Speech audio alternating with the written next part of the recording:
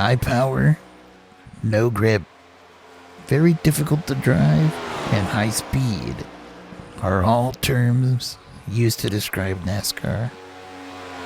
But not in this case, because this car is, well, none of those things. Unfortunately, that's what I have to talk about today. Little review on this car, and it already sounds like I hate the thing, which I kind of do, but it's not like I don't see any positives in it. So that's what this video is going to be, some pros and cons, and we're going to start with the pros. First one being how it looks. Just take a look at that magnificent beast. Everything's all symmetrical now, so, you know, left side matches the right side in terms of shape. Kind of mean looking. That's a big pro. I really like how these cars look. Don't really care for the wheels, but whatever. God, it's just a nice looking car. And that's just on the outside. The inside, not so much. Because you're presented with this. A really huge dash. You put a laptop or two up there. Yeah. Some drinks, fast food. You get the point. And another one is independent rear suspension, which you can see in the setup page here. A lot of different options.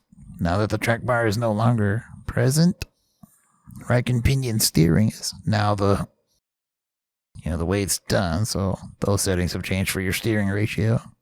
It's just a different pinion gear size. Here you got your shock settings, which are more advanced than what we used to have. We get rear ARB settings, which is a big plus. This is all because the whole rear end's completely, well, new, or caught up, I should say.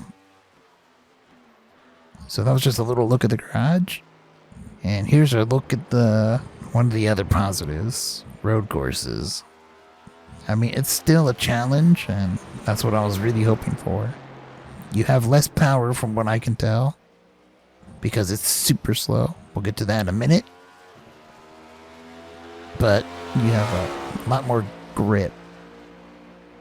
Brakes are slightly better. I mean, you can barely tell on here, but slightly. It's like 2%, if that. Let's remember, it's still a first draft of the car. And I was a little worried that it would be too underpowered to make road courses as challenging as they used to be. And the independent rear suspension, you gotta kind of drive these cars different than, other race cars. Now it's a little more natural, but it might throw me off. But that's just me. But no, actually, looking at it closer, actually, you can drive them the same way.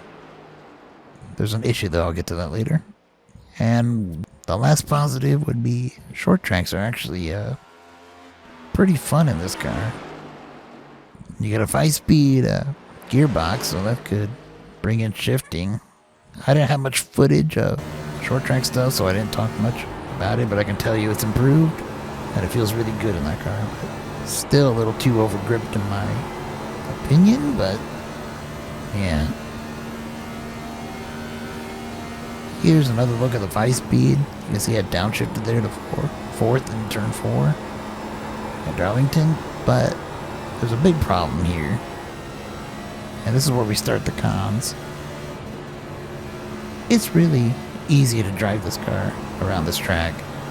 If you look at my track guide from a couple days ago, you can tell it's not easy at all to get around that place, in the current Cup car. This brand new one for the next gen is not even close. There's a reason why the lap time's faster on the new car, and it's not because of horsepower, because it feels like it has 500 or less. It feels like trash, to be honest. Really easy to get around Darlington. Even when I was behind a car, there was no aero push, really, which is a plus, I guess. That's a good thing. I mean, it's still there, but it's small. At least I've only done that in this practice. It could be worse. Low point of this review is 1.5 miles. Absolutely pathetic that it has to be this slow and this gripped up. And it's not a challenge at all anymore. It used to be, but Not anymore. And unfortunately, this seems to be the direction NASCAR wants to go. High downforce and no horsepower whatsoever. I mean, it's a race car. It's supposed to be much faster, no matter what. But they won't seem to listen, and the only ones that can really change that are us. Majority of fans start, petitioning. Maybe, something will happen, but it won't. I mean, you can take this car right here.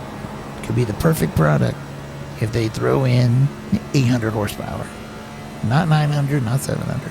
800, right in the middle. You can find some high-performance Mustangs, 800 horsepower or so. That's the only thing I think that can save this car is horsepower. Just simple as that. Because I like the way it feels. I like the way it handles. With this little bit of downforce and the rear diffuser and all that, it kind of makes a pretty good car. It just needs power. And that's pretty much all there is to it.